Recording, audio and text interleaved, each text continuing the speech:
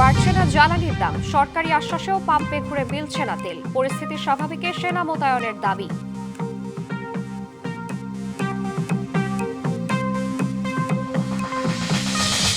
নারায়ণগঞ্জ, মাদারীপুর, ভোলা সহ ৬ জেলায় যৌথ অভিযান। অবৈধভাবে মজুত করা প্রায় ৬৩,০০০ লিটার জ্বালানি তেল জব্দ।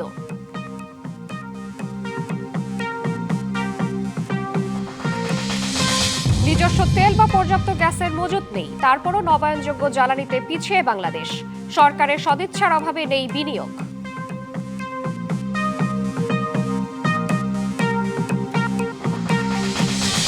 শিক্ষা প্রতিষ্ঠানে সপ্তাহে ৩ দিন ক্লাস হবে অনলাইনে, আর ৩ দিন সশরীরে। জ্বালানি সংকটের বাস্তবতায় এই সিদ্ধান্ত।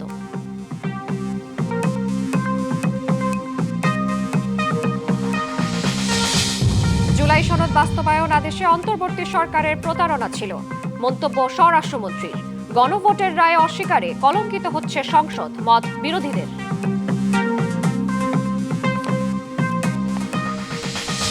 এবং টিকা ও নজরদারি ঘাটতিতে হামের প্রাদুর্ভাব, মত জনস্বাস্থ্য বিশেষজ্ঞদের। অন্তর্বর্তী সরকারের সমালোচনায় স্বাস্থ্য অধিদপ্তর। আপাতত বাড়ছে না পেট্রোলের দাম, অকটেন, ডিজেল ও কেরোসিনের দাম। মঙ্গলবার এক আদেশে এমনটাই জানিয়েছে বিদ্যুৎ, জ্বালানি ও খনিজ সম্পদ মন্ত্রণালয়। অন্যদিকে বিশৃঙ্খলা এড়াতে রাত ৮টা থেকে সকাল ৭টা পর্যন্ত পেট্রোল ও অকটেন বিক্রি বন্ধ রাখতে চায় পেট্রোল পাম্প ওনার্স অ্যাসোসিয়েশন। তবে ডিজেল বিক্রি চলবে আগের মতোই। এছাড়া পাম্পের পরিস্থিতি স্বাভাবিক করতে সেনা মোতায়েনের দাবি জানিয়েছে অনেকে। রাত থেকেই লাইনে দাঁড়াচ্ছেন চালকরা। দীর্ঘ অপেক্ষার পর জ্বালানি তেল পেলেও চাহিদা অনুযায়ী মিলছে না পেট্রোল, অকটেন। অনেকের দাবি ৫ থেকে ৭ ঘন্টা অপেক্ষার পরও মিলছে না জ্বালানি। চালকদের অভিযোগ, অনিয়ম, বিশৃঙ্খলার কারণে পরিস্থিতি আরও খারাপ হচ্ছে। সরবরাহ কম থাকায় পাম্পগুলোও মেটাতে পারছে না চাহিদা, ফলে বাড়ছে ভোগান্তি। পাম্পে আসলে দেখি লম্বা সিরিয়াল, আমাদের প্রায় তেল নিতে একদিনে অর্ধেক চলে যায়, মাঝে মাঝে দিন পুরাটাও চলে যায়। সময়টা অপচয় হইতেছে, সময়মতো জায়গা মতো গন্তব্যস্থলে পৌঁছতে পারতেছি না। অনেকের অভিযোগ, সিন্ডিকেটের কারণে দীর্ঘায়িত হচ্ছে তেলের সংকট। এমন পরিস্থিতিতে শৃঙ্খলা ফেরাতে সেনা মোতায়েনের দাবি তাদের। একটা পাম্পে সেনাবাহিনী অথবা বড় ধরনের প্রশাসন দিয়ে পাম্পগুলো ইয়ে করা দরকার। পাম্পে তেল রেখে এরা সিন্ডিকেট করতেছে। এটা হলে তেল মালিকদের একটা সিন্ডিকেট, তেলের হয়তো দাম বাড়ানোর জন্য এই কাজটা করতেছে। পাম্প কর্তৃপক্ষ বলছে, ডিপো থেকে সরবরাহ কম থাকায় চাহিদা অনুযায়ী তেল দিতে পারছেন না তারা। তেলের চাহিদা তো আমাদের প্রায় ৩ গাড়ি ৪ গাড়ি থাকে, এক গাড়িতে ১৩,৫০০ লিটার। তো আমরা পাচ্ছি এক গাড়ি ২ গাড়ি এরকম। এদিকে বিশৃঙ্খলা এড়াতে রাতে পেট্রোল ও অকটেন বিক্রি বন্ধ রাখতে চায় পেট্রোল পাম্প ওনার্স অ্যাসোসিয়েশন। তবে ডিজেল বিক্রি চলবে নিরবিচ্ছিন্নভাবে। অতিরিক্ত চাহিদার কারণে পরিস্থিতি বেসামাল হয়ে উঠেছে। ফলে সাধারণ ভোক্তারা যেখানে বিশৃঙ্খলা সৃষ্টি করছে, তেলের দাবিতে পেট্রোল পাম্পে হামলা পর্যন্ত হয়েছে। পেট্রোল পাম্পে তেল বিক্রির সময়সীমা সকাল 7টা থেকে রাত 8টা পর্যন্ত নির্ধারণ করতে হবে। পেট্রোল পাম্পে পর্যাপ্ত নিরাপত্তা দিতে হবে। Can you take this responsibility যে দুর্ঘটনা, আগুন জ্বালাই যায় কোনো একটা পাম্পে, কোনো পাম্পের কর্মচারী, কারণ রাতেই তো সব দুর্ঘটনা ঘটে। এখন আপনারা বলতেছেন এটা আমরা আমাদের প্রস্তাব করেছি, আমরা উস্কেও দিচ্ছি না। আমাদের পাম্পের ট্যাঙ্কের মধ্যে যতটুকু তেল থাকে, সরকার এই কথাও বলেছে, যদি তেলের মূল্য বৃদ্ধি পায়, যার ট্যাঙ্কে যা আছে সব বেচে তারপর নতুন মূল্য ইমপ্লিমেন্ট করবে। কালোবাজারি বা তেল মজুদ না করার অনুরোধ জানিয়ে সরকারের কাছে নিরাপত্তা নিশ্চিতের দাবিও জানান পাম্প মালিকরা। আর বিকেলে জ্বালানি মন্ত্রণালয় থেকে পাঠানো এক অফিস আদেশে জানানো হয়, পেট্রোল, অকটেন, ডিজেল এবং কেরোসিনের দাম বাড়ছে না, দেয়া হয়েছে আগের দামেই বিক্রির নির্দেশনা। আঞ্জাম খালেক, ডিবিসি নিউজ, ঢাকা। নারায়ণগঞ্জ, মাদারীপুর ও ভোলা সহ ৬ জেলায় যৌথ অভিযানে প্রায় ৬৩,০০০ লিটার জ্বালানি তেল উদ্ধার করা হয়েছে। মঙ্গলবার নারায়ণগঞ্জের সিদ্ধিরগঞ্জে যৌথ অভিযানে ৩৫,০০০ লিটার ফার্নেস অয়েল ও ৯,০০০ লিটার ডিজেল উদ্ধার করা হয়। মাদারীপুরের শিবচর উপজেলায় ২টি দোকান থেকে ৫,৬০০ লিটার ডিজেল উদ্ধার হয়েছে। পরে স্থানীয় কৃষকদের মাঝে বাজার মূল্যে তেল বিক্রি করা হয়। মেহেরপুর সদরের ফতেপুর গ্রাম থেকে অবৈধ মজুত করা ৮০০ লিটার ডিজেল সহ একজনকে গ্রেফতার করেছে প্রশাসন। স্থানীয়দের অভিযোগে মোয়াজ্জেম হোসেনের বাড়িতে এ অভিযান চালানো হয়, তার বিরুদ্ধে মামলা হয়েছে। এছাড়া নড়াইল, ভোলা, সাতক্ষীরায় ডিজেল সহ অন্তত ১২,৫০০ লিটার তেল উদ্ধার করা হয়েছে। মজুতের অভিযোগে জরিমানা করা হয় ১,৬০,০০০ টাকা।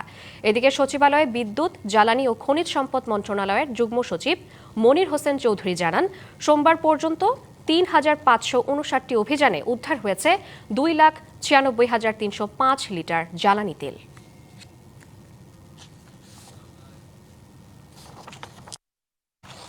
চট্টগ্রামে একের পর এক জ্বালানি তেলের অবৈধ মজুত জব্দ করা হলেও বন্ধ করা যাচ্ছে না চোরাচালান সিন্ডিকেটের দৌরাত্ম্য। তেল সংকটেও ফার্নেস অয়েল, ডিজেল, ক্রুড অবৈধভাবে বিক্রি করছে চক্রটি।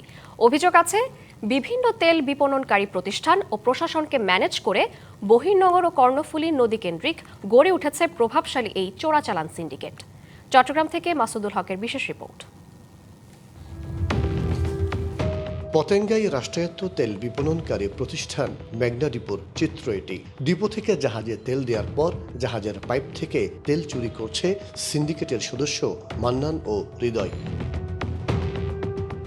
গভীর রাতে পদ্মা ডিপোতে নোঙর করা জাহাজ থেকে তেল নিচ্ছে সিন্ডিকেটের আরেক সদস্য জামাল সওদাগর। পরে চুরি করা তেল নৌকায় নিয়ে যাওয়া হয় গন্তব্যে। প্রায় 25 থেকে 30 জনের চোরাচালান সিন্ডিকেট দীর্ঘদিন ধরে বন্দরের বহির্নোঙর ও কর্ণফুলী নদীতে চোরাই তেলের ব্যবসা নিয়ন্ত্রণ করছে। এই তেল চুরিটা হয় হচ্ছে যে রাতের আধারে আপনার পদ্মা মেঘনা যমুনার ডিপো থেকেই হয়। পদ্মা মেঘনা যমুনার কিছু ঊর্ধ্বতন কর্মকর্তা এগুলোর সাথে সংযুক্ত আছেন। জাহাজের মাস্টার ড্রাইভারকে কিছু টাকা প্রদান করে, তারপর হচ্ছে পদ্মা মেঘনা সিকিউরিটি ডিপার্টমেন্টে কিছু লোক আছে, তারা কিছু টাকা পায়। এভাবে সবাই এটার সাথে সংযুক্ত। তথ্য বা অভিযোগ পেলে ব্যবস্থা নেওয়ার কথা জানান পদ্মা অয়েলের এই কর্মকর্তা। আমাদের কাছে যদি সুনির্দিষ্ট কোনো তথ্য আসে, অবশ্যই এটার বিরুদ্ধে আমি অ্যাকশনে যাব, এটার কোনো বিকল্প নাই। তবে যদি আপনাদের কাছে এরকম কোনো ফুটেজ থাকে আমাদেরকে দেন, ওই ট্রায়াল বেস যে আমাদের লোক কিনা, ওরা এটাকে বাইরের লোক কিনা। বাইরে থাকলে তো আমি কিছু বলতে পারবো না, তবে যদি আমাদের হয় I will go for action. অভিযোগ রয়েছে ডিপো সংশ্লিষ্টদের ম্যানেজ করে প্রতিদিন কোটি টাকার জ্বালানি তেল জাহাজ থেকে চুরি করে চোরাচালান সিন্ডিকেটের সদস্যরা। রাষ্ট্রায়ত্ত তেল বিপণনকারী প্রতিষ্ঠানগুলো থেকে চুরি ঠেকাতে নজরদারি বাড়ানোর পরামর্শ জ্বালানি বিশেষজ্ঞদের। দীর্ঘদিন ধরে একটা চক্র তেল চোরাচালান এবং তেলের ব্যবহারটা অন্যায্য ব্যবহারের যুক্ত আছে এবং এর সাথে অনেক উপরস্থ লেভেল, নিচের দিকের উপরের অনেক একটা বিশাল একটা চক্র জড়িত আছে। সরকারের সংস্থা যারা আছেন, হ্যাঁ, তাদের একটু অ্যাটেন্টিভ হওয়া উচিত। চোরাচালান সিন্ডিকেটের নেতৃত্বে রাষ্ট্রায়ত্ত তেল বিপণনকারী প্রতিষ্ঠান পদ্মা, মেঘনা ও যমুনা থেকে বছরের পর বছর লোপাট হচ্ছে সরকারি জ্বালানি তেল। মাসুদুল হক, ডিবিসি নিউজ, চট্টগ্রাম। বিশ্ব অর্থনীতির বড় দেশ চীনের মোট জ্বালানির প্রায় 40% আসে নবায়নযোগ্য খাত থেকে। সৌর, বায়ু ও জল সহ নানা পরিবেশ বান্ধব উৎস থেকে পাওয়া জ্বালানির এ রূপান্তর দেশটিকে বৈশ্বিক জ্বালানি রাজনীতি থেকে অনেকটাই নিরাপদে রেখেছে। কিন্তু বাংলাদেশে এ চিত্র একেবারেই ভিন্ন। নিজস্ব তেল বা পর্যাপ্ত গ্যাসের মজুত না থাকার পরও কেন বাংলাদেশ সম্ভাবনাময় নবায়নযোগ্য জ্বালানিতে নজর দিচ্ছে না, তা বিশ্লেষকদের কাছে বিস্ময়কর। বিশ্বের কারখানা খ্যাত চীনের দৈনিক বিদ্যুতের যে চাহিদা তার প্রায় 60% যোগান আসে জীবাশ্ম জ্বালানি তেল, গ্যাস, কয়লা পুড়িয়ে। বৈশ্বিক জ্বালানি অস্থিরতা এড়াতে দেশটি এরই মধ্যে তার মোট বিদ্যুতের চাহিদার প্রায় 40% যোগান নিশ্চিত করেছে নবায়নযোগ্য খাত থেকে। বিকল্প উৎসের এ নির্ভরতা চীনকে জ্বালানির প্রশ্নে করেছে অনেকটাই নির্ভর। অপরদিকে জ্বালানিতে প্রায় 80% আমদানি নির্ভর দেশ হওয়ার পরও নবায়নযোগ্য জ্বালানিতে বিনিয়োগে ভীষণ অনীহা বাংলাদেশের। বিশ্লেষকরা বলছেন, সূর্যের আলো, বাতাস কিংবা নদীমাতৃক বাংলাদেশের পানিকে ব্যবহার করে বিকল্প জ্বালানিতে স্বনির্ভর হওয়ায় কেন সরকারের অনীহা তা রহস্যজনক। সবচেয়ে বড় জিনিস যেটা আমরা বলেছিলাম সেটা হচ্ছে নবায়নযোগ্য বিদ্যুৎকে ও নবায়নযোগ্য এনার্জিকে ত্বরান্বিত করা। আমরা যদি ঠিক সময় আরম্ভ করতাম, নবায়নযোগ্য বিদ্যুৎ আমাদের হাতে এখন 3 থেকে 4,000 মেগাওয়াট, ইভেন 5,000 মেগাওয়াট হতে পারত। তাহলে আমাদের এখনকার যে এই ক্রাইসিসটা এতখানি আমাদের হিট করতাম। সবুজ জ্বালানি খাতের উদ্যোক্তারা বলছেন, নবায়নযোগ্য জ্বালানি খাতে বিনিয়োগ যত বাড়ে জীবাশ্ম জ্বালানির নির্ভরতা তত কমে। এতে করে সুযোগ তৈরি হয় জ্বালানি স্বনির্ভরতারও। তবে তাতেই যেন সরকারের পক্ষ থেকে আছে ভীষণ অনীহা। পলিসি সাপোর্ট আসলে প্রপারলি বাংলাদেশে নেই।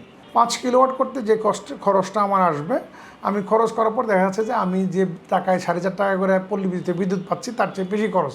আমি এটা কেন করতে যাব? কিন্তু আসলে কি 4.5 টাকা বিদ্যুতের দাম? না, সেখানে অরিজিনালি লেভেলাইজ কস্ট হচ্ছে 12 টাকা। আমি সরকার ভর্তুকি দিচ্ছি, সরকার কার টাকা ভর্তুকি দিচ্ছে? জনগণের টাকা ভর্তুকি দিচ্ছে। উদ্যোক্তাদের অভিযোগ, নবায়নযোগ্য জ্বালানি প্রকল্পের জন্য জমি পেতে জটিলতা, চড়া কর কাঠামো সহ নানা আইনি বাধা দূর করতে সরকারের অনাগ্রহ আছে। সেই সঙ্গে জীবাশ্ম জ্বালানি আমদানির সঙ্গে যুক্তদের সিন্ডিকেটকেও নবায়নযোগ্য জ্বালানি রূপান্তরে বড় বাধা বলে অভিযোগ করছেন উদ্যোক্তারা। এখানে যারা ভেস্টেড বা গ্রুপ আছে, যারা আপনার বেনিফিশিয়ারি আছে, তারা সহজে আপনাকে কিন্তু ওই জায়গাতে যেতে দিবে না। Yusuf Rana, DBC news, Dhaka. এপ্রিলে জ্বালানি তেলের দাম বাড়াচ্ছে না সরকার। এমন ঘোষণার পরের দিন রাজধানীর মহাখালী পেট্রোল পাম্প থেকে সর্বশেষ পরিস্থিতি জানাতে যুক্ত হচ্ছেন সহকর্মী শুভ।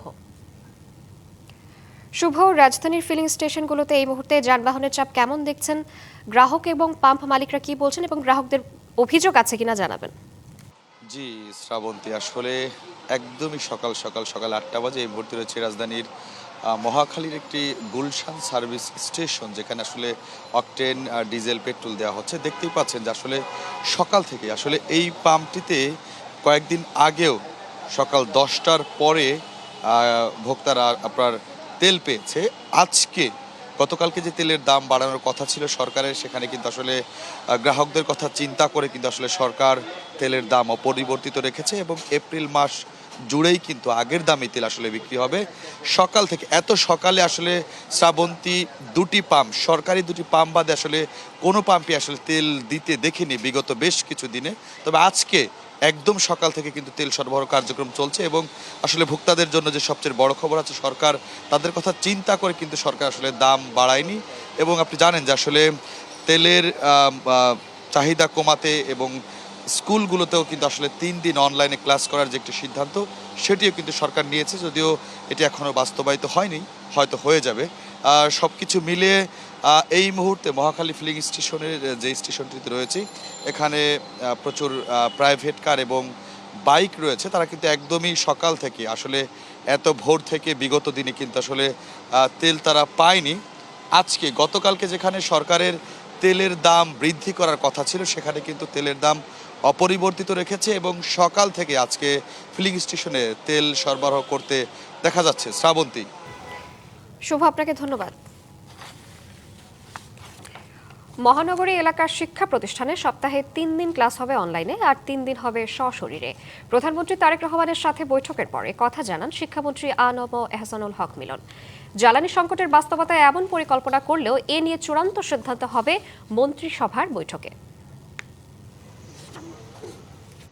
মঙ্গলবার সকালে সচিবালয়ে প্রধানমন্ত্রী তারেক রহমানের সাথে বৈঠকে বসেন শিক্ষামন্ত্রী, প্রতিমন্ত্রী ও সংশ্লিষ্টরা। আলোচনা হয় বৈশ্বিক জ্বালানি সংকটের কারণে সমন্বয় করে স্কুলের ক্লাস অনলাইন ও অফলাইনে নেয়ার বিষয়ে। তবে এ বিষয়ে চূড়ান্ত সিদ্ধান্ত হবে মন্ত্রিসভার বৈঠকে। স্কুল আওয়ারটাকে অর্থাৎ 6 ডেজে উইক করছি। ইন দ্য মিন টাইম আমাদের ফুয়েল ক্রাইসিস, ইন্টারন্যাশনাল ক্রাইসিসের কারণে আমরা ভাবছি যে ব্ল্যান্ডিং করা যায় কিনা, অন এবং অফ আসবে এবং অনলাইনে, সেটা নিয়ে আমরা আলোচনা করেছি এবং সেগুলিকে আমরা বাস্তবায়ন করার জন্য ইতিমধ্যে আমি সার্ভে করেছি। 55% পিপল চাচ্ছে, ইউজার্সরা চাচ্ছে যে তারা যেন অনলাইনে যায়। এরপর বিদ্যুৎ ও জ্বালানি ও খনিজ সম্পদ মন্ত্রণালয়ের মন্ত্রী ও প্রতিমন্ত্রীর সাথে বৈঠকে বসেন প্রধানমন্ত্রী। জ্বালানি সংকট মোকাবেলায় নানা উদ্যোগের অগ্রগতির খোঁজ নেন সরকার প্রধান। পরে ব্রিফিংয়ে জানানো হয় জ্বালানির পর্যাপ্ত মজুদ আছে, ধীরে ধীরে উন্নতি হবে পরিস্থিতির। প্রায় নিয়মিতই যে কার্গোগুলো আসে সেখান থেকে খালাস হয়ে নিয়মিতই একটা ফিগার কিন্তু আবার যুক্ত হতে থাকে। আমাদের কোনো সংকট নেই। এপ্রিলের একদিন আগে দাঁড়িয়েও আমি বলছি আপনাকে, ইনশাল্লাহ কোনো অসুবিধা নেই। আমরা অলরেডি একটা অ্যাপস ডেভেলপ করছি। এটা আমরা হয়তো সপ্তাহখানেকের মধ্যে 2-1 জায়গায় আমরা টেস্ট কেস হিসেবে চালু করব। এদিন বিজ্ঞান ও প্রযুক্তি মন্ত্রণালয়ের কাজের অগ্রগতি ও কর্মসূচি সহ বিভিন্ন বিষয়ে আরও কয়েকটি বৈঠকে যোগ দেন প্রধানমন্ত্রী। শাহ ইমন, ডিবিসি নিউজ, ঢাকা। দেশে আবারও উদ্বেগজনক হারে বাড়ছে হামের সংক্রমণ। জনস্বাস্থ্য বিশেষজ্ঞরা বলছেন টিকাদানে ঘাটতি ও নজরদারির দুর্বলতায় এমন পরিস্থিতি তৈরি হয়েছে। বর্তমান অবস্থায় মহামারী ঘোষণা করা উচিত বলে মনে করছেন তারা। অন্যদিকে যে অপারেশন প্ল্যানের আওতায় টিকাদান কর্মসূচি পরিচালিত হতো, বিকল্প ব্যবস্থা না করে তা বন্ধ করে দেয় অন্তর্বর্তী সরকারকে দুষছে স্বাস্থ্য অধিদপ্তর। মহাখালী সংক্রামক ব্যাধি হাসপাতালের আইসিইউতে ভর্তি হামে আক্রান্ত মাদারীপুরের 7 মাসের শিশু আরবি। বাইরে উৎকণ্ঠিত পরিবারের সদস্যরা। রাত্রে আসার পরে এখানেও সিট ছিল না, তারপর একটা রোগী মারা গেছে, তারপরে ওইটা গ্যাপ হয়েছে, আমরা নিচে ওয়েট করতেছিলাম অনেকক্ষণ। তারপর যখন গ্যাপটা হয়েছে তারপর হচ্ছে আমাদের এখানে আর কি সিট দিছে। ঈদের দিন দেখি যে ছোট ছোট গোড়া উঠতেছে, তো সন্দেহজনকভাবে আমাদের শরীয়তপুর সদরে দেখাইছি, দেখানোর পরে ওনারা বলতেছে যে ঢাকা নিয়ে যেতে। রাজধানী ঢাকাসহ বেশ কিছু জেলায় হুট করেই শিশুদের মধ্যে হামে আক্রান্ত হওয়ার প্রবণতা বেড়েছে। সংক্রামক ব্যাধি হাসপাতালেও শিশু রোগীর চাপ বেড়েছে। দেশের সম্প্রসারিত টিকাদান কর্মসূচির অংশ হিসেবে 9 থেকে 15 মাস বয়সী শিশুরা এই রোগের টিকা পায়। তবে 1 বছরের নিচে শিশুদের মধ্যে বর্তমানে আক্রান্তের হার বেশি। বিষয়টি উদ্বেগজনক বলছেন জনস্বাস্থ্য বিশেষজ্ঞরা। বাংলাদেশে আমরা উভয় সংকটে আছি। একটা হলো যে স্থানীয় সিদ্ধান্ত ওপি বন্ধ করার, আরেকটা হচ্ছে আন্তর্জাতিক পরিস্থিতি। একটা মহামারী ঘোষণা করা দরকার সরকারের। এখন শিশুদের 5 মাস থেকেই হামের টিকা দেবার প্রস্তুতির কথা ভাবছে সরকার। গত ইন্টারিমের সময় ওপিটা বাতিল হলো, বর্তমান গভর্নমেন্ট তো মাত্র 1.5 মাসের।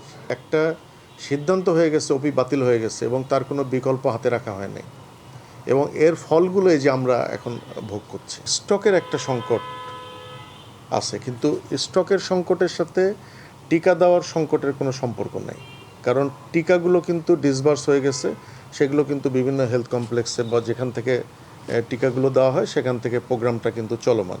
দ্রুত টিকাদান কার্যক্রম জোরদার না করলে এবং টিকার ঘাটতি পূরণ না হলে পরিস্থিতি আরো ভয়াবহ হওয়ার শঙ্কা দেখছেন জনস্বাস্থ্য বিশেষজ্ঞরা। আইসোলেশনের ব্যবস্থা করা আমাদের জন্য খুব ডিফিকাল্ট, কারণ তাহসিনা জেসি, ডিবিসি নিউজ, ঢাকা। জুলাই সনদ বাস্তবায়নের প্রক্রিয়া নিয়ে সংসদে বিতর্কে জড়িয়েছে সরকার ও বিরোধী দল। এই ইস্যুতে বিরোধী দলের চাওয়ার প্রক্রিয়াকে বিএনপি ও তাদের মিত্ররা অবৈধ বললেও জামায়াত জোটের সদস্যরা দ্বিচারিতার অভিযোগ এনেছেন। এমন বাস্তবতায় জুলাই সনদ বাস্তবায়নে সংসদে প্রতিনিধিত্বকারী সব দলের অংশগ্রহণে একটি বিশেষ সংসদীয় কমিটি গঠনের প্রস্তাব দিয়েছে সরকারি দল। স্পিকার, আপনাকে অসংখ্য ধন্যবাদ। মঙ্গলবার স্পিকার অবসরপ্রাপ্ত মেজর হাফিজউদ্দিন আহমদ বীর বিক্রমের সভাপতিত্বে অধিবেশনের শেষ প্রান্তে জুলাই জাতীয় সনদ বাস্তবায়ন আদেশে জনগুরুত্বপূর্ণ বিষয়ে মুলতবি প্রস্তাব নিয়ে হয় আলোচনা। সংবিধান সংস্কার পরিষদের অধিবেশন আহ্বানের উপর 2 ঘন্টারও বেশি সময় আলোচনায় বিরোধী দলীয় এমপিরা বলেন, গণভোটের রায়কে অস্বীকার করা সংসদকে কলঙ্কিত করা সমান। যদি আমি এই সংবিধান মানি, তাহলে এই অন্তর্বর্তীকালীন সরকারের বৈধতা প্রশ্নবিদ্ধ হয়। মাননীয় স্পিকার, এখন জনরায় কখনো কেতাবের কাছে মাথা নত করে না। 68% জনগণ তারা সিদ্ধান্ত জানিয়ে দিয়েছে এই সংবিধানের যেই বেসিক স্ট্রাকচারাল জায়গায় কোন জায়গাগুলোতে রিফরমেশন আনতে হবে। মাননীয় স্পিকার, এই যে একটা প্রক্রিয়া, সংবিধানকে ছুঁড়ে ফেলে দাও, সংবিধানকে ছুঁড়ে ফেলে দাও। সংবিধানকে ছুঁড়ে ফেলবো কেন? সংবিধানকে মনে করায় দেয় যেটা 71-এর পরাজয়ের দলিল। আমি সংবিধান কেন ছুঁড়ে ফেলে দেব? এই সংবিধান দিলে গাত্রদাহ কেন হবে? আপনারা যদি এই জুলাইয়ের উপর মাথায় কাঁঠাল ভেঙে, আর এনসিপি যে আমাদের দল, আমাদের হিরোরা যারা যুদ্ধ করেছেন, যারা এখানে আছেন, তাদেরকে বলে দিই, আপনারা জেনজিকে রিপ্রেজেন্ট করেন, জামাত জেনারেশন হয়ে যান না। পরে আলোচনায় অংশ নিয়ে স্বরাষ্ট্রমন্ত্রী সালাউদ্দিন আহমদ বলেন, জুলাই সনদ বাস্তবায়নে অন্তর্বর্তী সরকারের আদেশ অন্তহীন প্রতারণার দলিল। বলছে জুলাই জাতীয় সনদ 2025-এর যে সকল বিষয়ে ঐক্যমত হয়েছে উইথ নোট অফ ডিসেন্ট, কিন্তু এখানে নোট অফ ডিসেন্টের প্রশ্নটা কোথায়? এখানে নোট অফ ডিসেন্টের অংশটা কোথায়? আপনি প্রস্তাবটা করলেন আর নোট অফ ডিসেন্ট সহ যেভাবে আমরা ঐক্যমত হয়েছে সেটা লিখলেন না। তার মানে এটা হচ্ছে একটা জাতীয় প্রতারণা দলিল। জুলাই সনদ বাস্তবায়নে জাতীয় সংসদে প্রতিনিধিত্বকারী সব দলের অংশগ্রহণে একটি সংসদীয় বিশেষ কমিটি গঠন করতেও সংসদে প্রস্তাব দেয় সরকারি দল। আমরা সংবিধানের গণতান্ত্রিক সংস্কারের মাধ্যমে, সংশোধনের মাধ্যমে রাষ্ট্র কাঠামো মেরামতের ঐতিহাসিক অঙ্গীকার প্রতিপালন করি। সেজন্য আমি আজকে এই মহান জাতীয় সংসদে প্রস্তাব রাখছি on behalf of our leader of the house,